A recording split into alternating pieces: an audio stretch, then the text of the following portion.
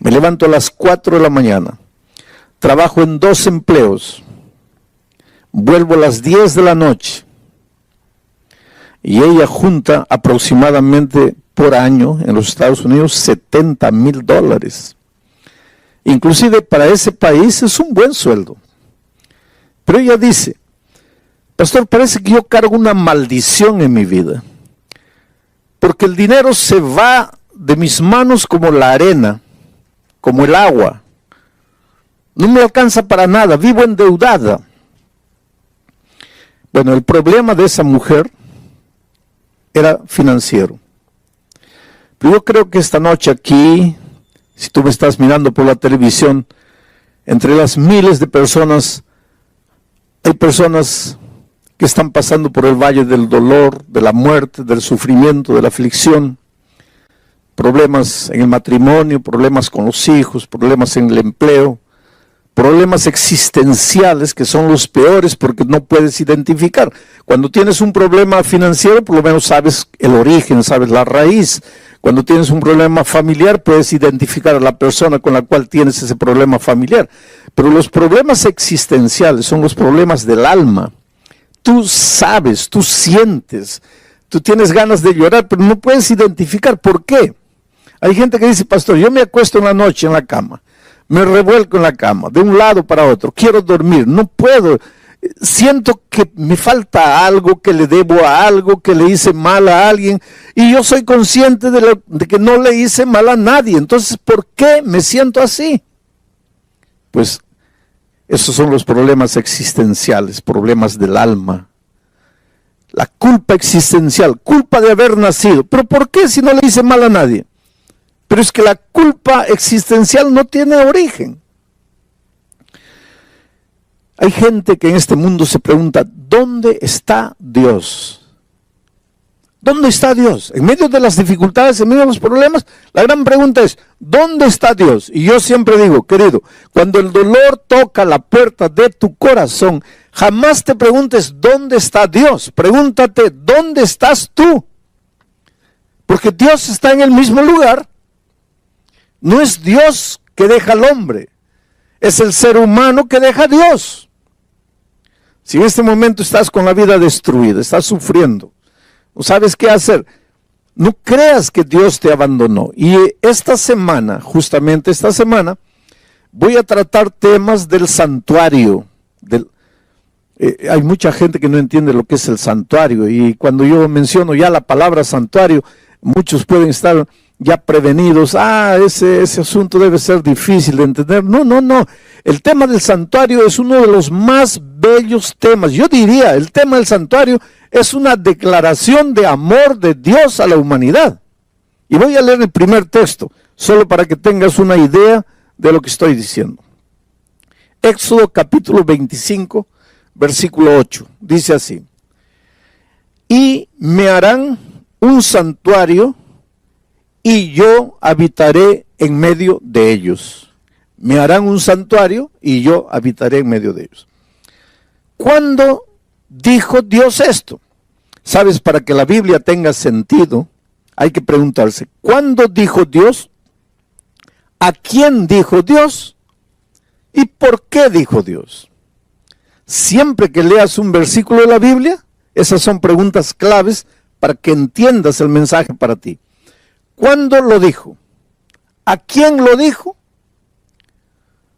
¿Por qué lo dijo? Bueno, ¿qué dice Dios aquí? Me harán un santuario y yo habitaré en medio de ellos. ¿Cuándo lo dijo? Cuando Israel estaba en el desierto. No había agua, no había comida, el enemigo estaba allá atrás. Un futuro incierto, aunque existía la promesa de que estaban caminando hacia la tierra de la libertad, pues el desierto es tierra de escorpiones, el desierto es tierra de alimañas, de lobos, de chacales, calor de día, frío de noche, soledad, oscuridad. Y el pueblo de Dios muchas veces se preguntaba, ¿pero qué hacemos aquí? ¿Para dónde estamos yendo? Y ustedes saben que muchas veces los israelitas se quejaron con Moisés y le dijeron, mejor no nos hubiera sacado, Mejor nos hubieras dejado morir allá. Porque allá, aunque éramos esclavos, por lo menos teníamos que comer a la hora exacta. Aunque nos maltrataban, por lo menos sabíamos dónde íbamos a dormir. Pero aquí en el desierto caminamos y nunca llegamos. Y en esas circunstancias es que Dios se presenta a Moisés y le dice: dile al pueblo que me edifiquen un santuario y yo prometo que voy a habitar en ellos, en medio de ellos. Aquí está el primer pensamiento del santuario. Dios no se aleja del ser humano. El ser humano se aleja de Dios. Dios no abandona al hombre o a la mujer. Somos los hombres y las mujeres que nos alejamos de Dios y abandonamos a Dios. ¿Qué es pecado? Para entender lo que estoy diciendo hasta aquí, hay que entender lo que es la palabra pecado. Mucha gente piensa que pecado es robar, matar, adulterar. Esos son actos pecaminosos. Esas son conductas pecaminosas. Pero el pecado es más que eso. Antes de matar, el pecado es otra cosa. Antes de robar, el pecado es otra cosa. Antes de transgredir la ley, el pecado es otra cosa. Para entender qué es pecado, habría que entender qué es justicia, porque el pecado es lo opuesto de la justicia. Hay dos conceptos opuestos: pecado y justicia. La justicia y el pecado no pueden convivir juntos. Pablo dice: ¿qué comunión hay entre la justicia y la injusticia? Y la injusticia es el pecado. ¿Qué comunión hay entre la luz y las tinieblas? Cristo es la luz, el pecado, las tinieblas. ¿Qué comunión hay entre Cristo y Satanás? Entonces, ¿qué cosa es pecado? Pecado, antes de matar, es alejarse de Dios, separarse de Dios, abandonar a Dios, dejar a Dios. Básicamente eso es el pecado. Ahora, la persona que abandona a Dios acaba pecando, acaba practicando el pecado, el acto pecaminoso, acaba matando, robando, haciendo miseria. Pero esto de robar y matar ya es la consecuencia de haber abandonado a Dios. Porque si tú estuvieras en comunión con Dios, jamás matarías, jamás robarías, jamás practicarías la injusticia, porque al estar en comunión con Dios, estás en comunión con la justicia. Entonces, el pecado básicamente es apartarnos de Dios. Lo más triste, lo más terrible que el pecado hace en la vida, no es que nos mandan a la cárcel por haber matado. Lo peor del pecado es que nos separa de Dios. Y al separarnos de Dios, pues ya crea el vacío dentro del corazón, porque si salimos de las manos de Dios, jamás seremos felices hasta devolvernos a Dios. Desde que Adán y Eva, miren, Adán y Eva, antes de tomar el fruto, ¿qué hicieron? Se apartaron de Dios, dejaron a Dios, vivieron solos y finalmente se acercaron del árbol y tocaron el fruto. Pero ese tocar el fruto ya fue la consecuencia, ya fue el resultado de haberse apartado de Dios. Ahora, ¿qué cosa es el ser humano en medio de la inmensidad del universo? Un granito de arena. Adán y Eva pecaron. Dios no podría haber dicho, pues pecaron. ¿Y qué son esos dos en medio de la infinidad del universo? Pues se apartaron por su propia voluntad, pues que reciban la consecuencia de lo que hicieron. Yo tengo tantos hijos en el mundo, millones y millones de hijos, yo puedo crear otros mundos. Dios podría habernos abandonado, pero no lo hizo. El Señor llegó al jardín, buscando, llamando, y su pregunta fue: Adán, ¿dónde estás? ¿Y dónde estaba Adán? Escondido entre los árboles. Y desde ahí, la historia de la humanidad ha sido la misma. Dios corriendo atrás del ser humano, el ser humano corriendo de Dios, Dios buscando al ser humano, el ser humano escondiéndose. En el Edén se escondieron entre los árboles. Hoy día hay gente que se esconde en el trabajo. no tengo tiempo para nada. No tienen tiempo para la familia, no tienen tiempo para Dios. Están tan ocupados en el trabajo, escondidos en el trabajo. Hay gente que está escondida en medio de los vicios. Hay gente que está escondida en medio de los placeres. El ser humano inventa árboles hoy para esconderse. Y la historia es la misma. Dios buscando, el hombre corriendo. Dios buscando, el hombre escondiéndose. Por eso es una incoherencia cuando después de apartarnos de Dios nos metemos en problemas, sufrimos, nos hacemos sangrar y ahí preguntamos, ¿dónde está Dios? ¿Cómo que dónde está Dios? Dios está donde siempre estuvo. Él nunca nos dejó. Nosotros es que nos fuimos. Y cuando el pueblo de Israel estaba en el desierto, pues Dios llega y dice así, háganme un santuario, constrúyame un templo y yo voy a habitar en medio de ellos. El santuario expresa el deseo que Dios tiene de vivir al lado de sus hijos, de vivir en medio de sus hijos, de estar presente en medio de sus hijos. Ahora mucha gente se pregunta, pero y antes de estar en el santuario, porque ahora Dios está en su santo templo, pero y antes de estar en el santuario, ¿dónde vivía Dios? Hay mucha gente, ¿sabes? Porque nosotros, por la palabra de Dios, sabemos que el santuario que Israel construyó en esta tierra era una reproducción del santuario del cielo. Quiere decir, Dios le mostró a Moisés el santuario del cielo, él vio el santuario, vio las medidas, vio la forma, recibió todo de Dios y fue a los artesanos de Israel y les dijo, mira, Dios me ha mostrado esto, me ha dado las medidas, vamos a construir el santuario y Dios ha prometido que va a vivir en medio de nosotros. Pero hay muchos cristianos inclusive que no creen que hay un santuario en el cielo. No creen. Ellos piensan, muchos cristianos, muchos estudiosos de la Biblia, dicen que en el cielo no hay santuario, que Dios no necesita un santuario para poder vivir. Y realmente Dios no necesita un santuario para poder vivir, porque Dios es Dios. ¿Por qué existe el santuario en el cielo? Y después voy a explicar por qué existe el santuario en la tierra. ¿Por qué existe el santuario en el cielo? Mira, Dios es infinito. No está limitado al tiempo ni al espacio. Pero el ser humano es finito y está limitado al tiempo y al espacio. ¿Cómo es que un Dios infinito, que no está limitado al tiempo y al espacio, podría vivir en comunión con un ser finito, limitado al tiempo y al espacio? ¿Cómo podrías juntar esas dos cosas? Pero ¿qué es lo que Dios quiere? Vivir con sus hijos. Pero Él es infinito. Él no está limitado ni al tiempo ni al espacio. Y el ser humano, sus hijos amados, sí están.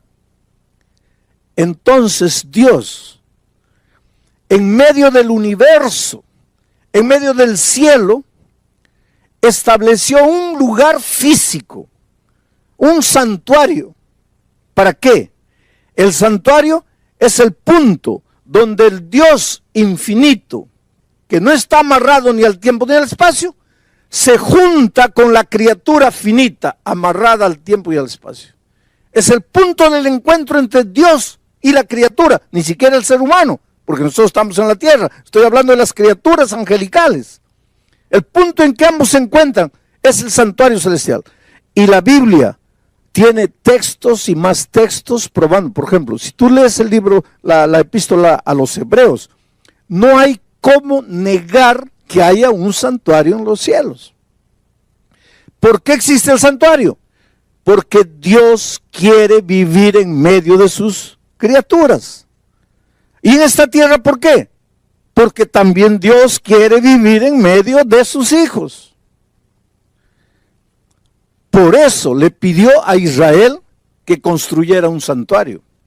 Ahora, durante esta semana vamos a ver cómo a través del tema del santuario, Dios nos muestra la realidad de nuestra vida. Yo te digo, por ejemplo, estás sin empleo. Por más que buscas el empleo, no lo encuentras. Cuanto más fiel quieres hacer a Dios, parece que menos empleo encuentras. ¿Por qué sucede eso? La explicación está en el santuario. Tienes un hijo, lo educas con amor, con cariño. Cuando es pequeñito le compras libros, le compras música cristiana. Antes de dormir le cuentas historias, haces la oración, lo haces dormir. Y cuando llega joven se va de la iglesia y no quiere saber nada. ¿Por qué sucede eso? La respuesta está en el santuario. Estás lleno de deudas, como esa señora de Estados Unidos. Gano 70,000, pero no me alcanzan para nada.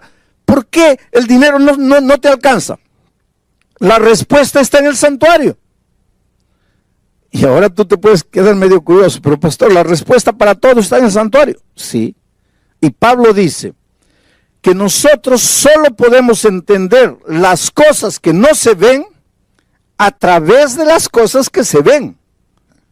Y como nosotros no podemos entender los misterios del universo, porque en el universo hay misterios, dice Pablo en Efesios que nosotros vivimos en permanente lucha y que nuestra lucha no es contra carne y sangre, sino contra principados, contra fuerzas espirituales en las regiones celestes.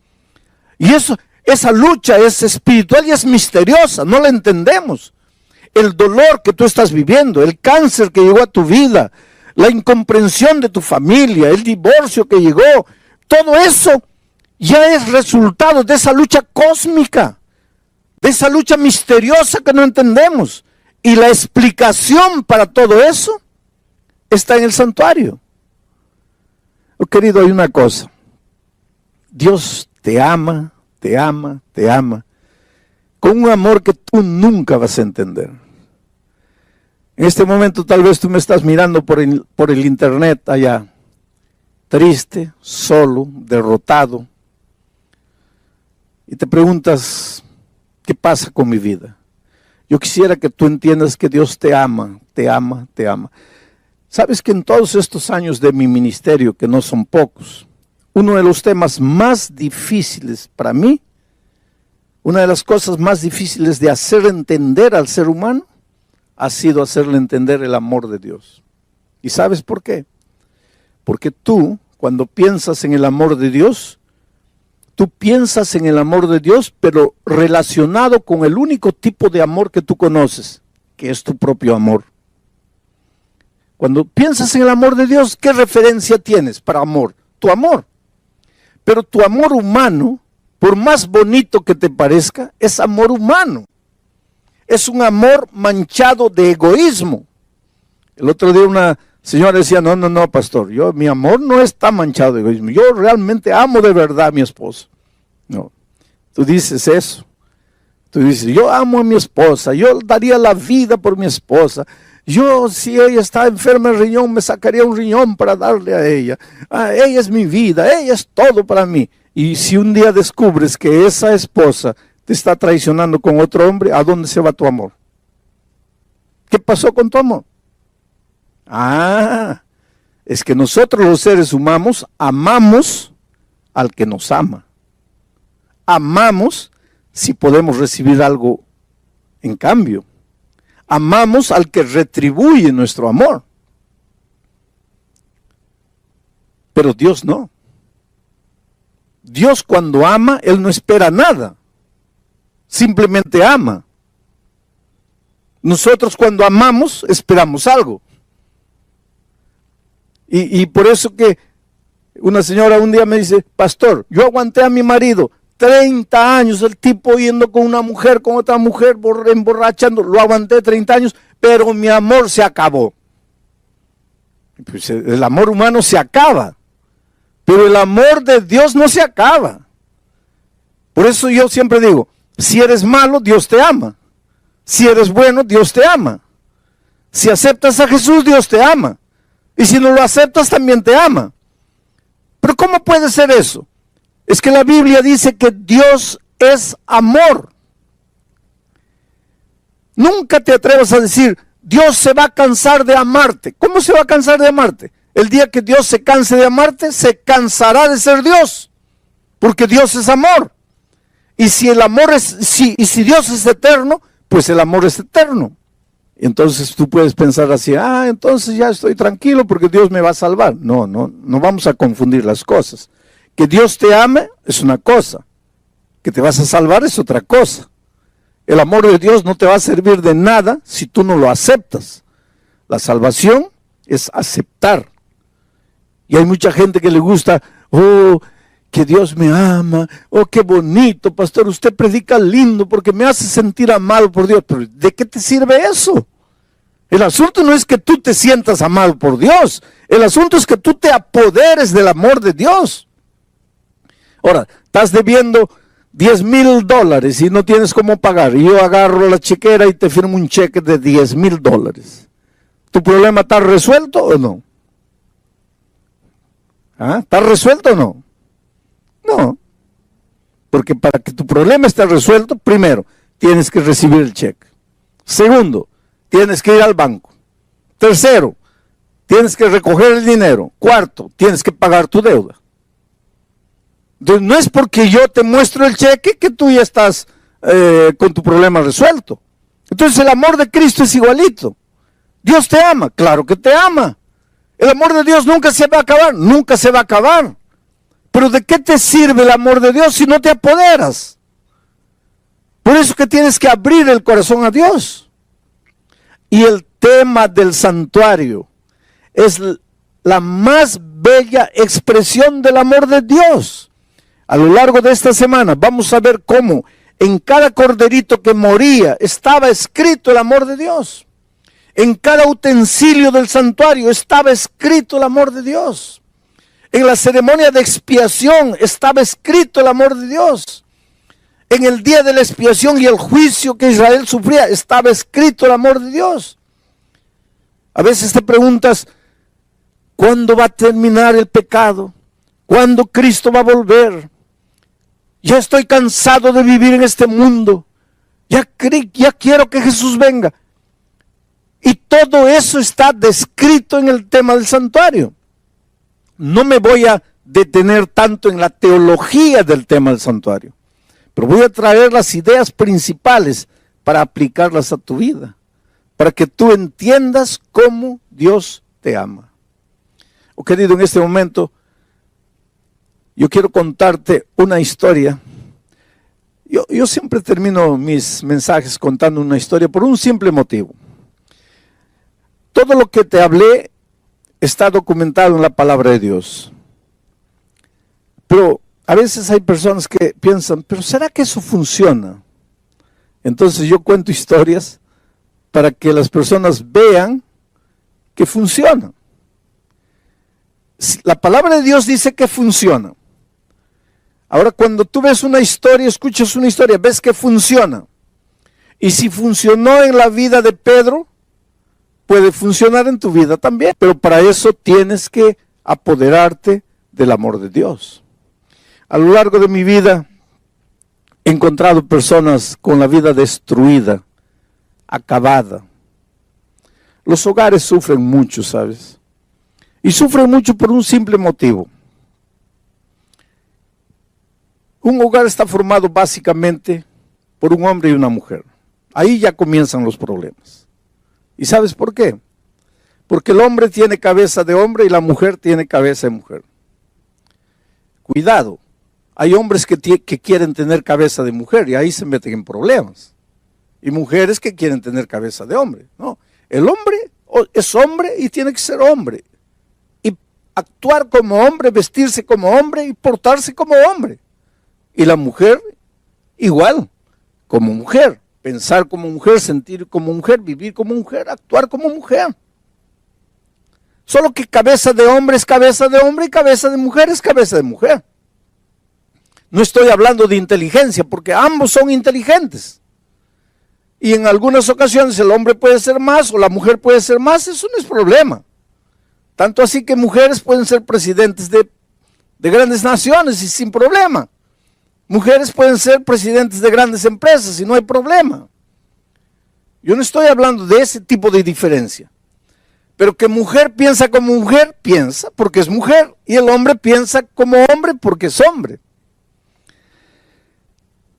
Por eso yo siempre digo que la mujer no fue creada para ser entendida por los hombres. No trates de entender. Mira, si tú eres esposo, no trates de entender a tu esposa, que te vas a volver loco.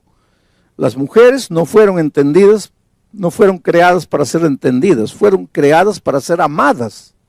Ama a tu esposa. No trates de entenderla porque vas a enloquecer. Ahora, es posible dos cabezas diferentes vivir 40 años en un clima de amor, de comprensión, de entendimiento. Sí, es posible. Es posible. Yo estoy casado casi 50 años con la misma mujer. Entonces es posible. ¿Hay diferencias? Claro que hay diferencias. Ahí entra el Evangelio.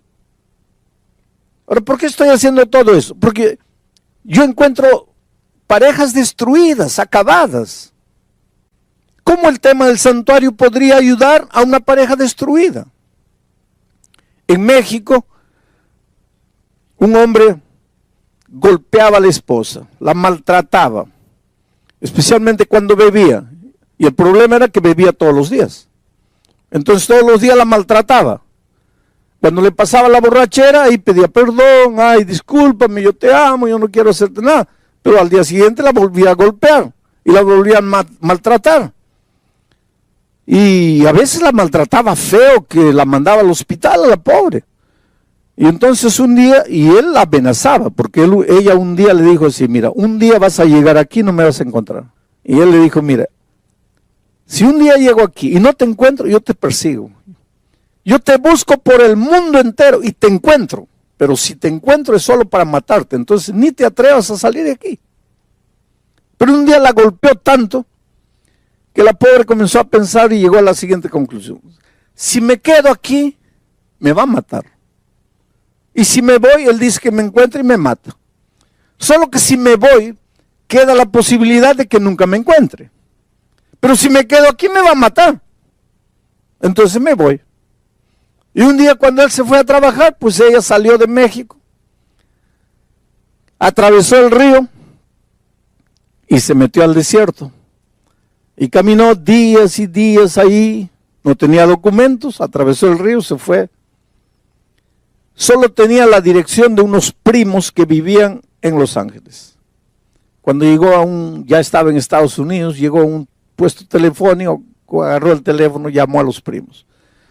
Y el primo le atendió, hola, ¿dónde estás? Estoy aquí en Estados Unidos. ¿Pero cómo? Sí, y le contó, me escapé porque mi marido me iba a matar allá, me escapé, estoy aquí, no sé, estoy perdido, no sé a dónde ir, no sé dónde estoy.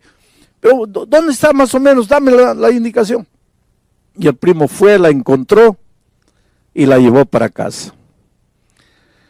Solo que la familia del primo había conocido el Evangelio. En México no, pero llegando a California había conocido el Evangelio. Entonces todos estudiaban la Biblia, cantaban en las mañanas antes de salir a trabajar, todos se reunían, hacían el culto. Y ahora esta prima que había llegado de México también participaba, solo que ella no quería saber nada con la Biblia. Porque sabes que hay gente que dice, no, yo no quiero estudiar la Biblia. ¿Y por qué no? Es que no quiero cambiar de religión. Hay gente que piensa que hay que estudiar la Biblia para cambiar de religión. Hay gente que piensa que el bautismo es cambiar de religión. Querido, la Biblia no tiene nada con cambiar de religión. La Biblia tiene que ver con cambiar de vida, no con cambiar de religión. Y esta señora pues no quería saber nada de la Biblia. Y la familia le decía, pero ven, participa con nosotros del culto. No, por favor, yo sé que estoy aquí hospedada en la casa de ustedes, yo sé que por cortesía debería estar, pero no me gustan esas cosas de religión, yo no quiero. Estaba llegando una campaña de evangelismo, yo iba a predicar desde Nueva York vía satélite para todos los Estados Unidos. Y ya estaban anunciando en todas las iglesias, en Los Ángeles iban a recibir la señal de Nueva York. Y entonces el primo le dice, mira prima, ya está bien, vamos a respetar, tú no quieres estudiar la Biblia, no quieres cantar, hacer el culto con nosotros, vamos a respetar. Pero con una condición. Hay un pastor que va a predicar por televisión desde Nueva York. Tú vas solo una noche, nada más. Y ya no vas más. Y ya no te vamos a molestar con esto de la Biblia. Y ella, para sacarse de encima el compromiso, dijo, está bien, solo una noche. Y fue la primera noche. Yo comencé a predicar en Nueva York y allá en California, ella escuchó la palabra de Dios.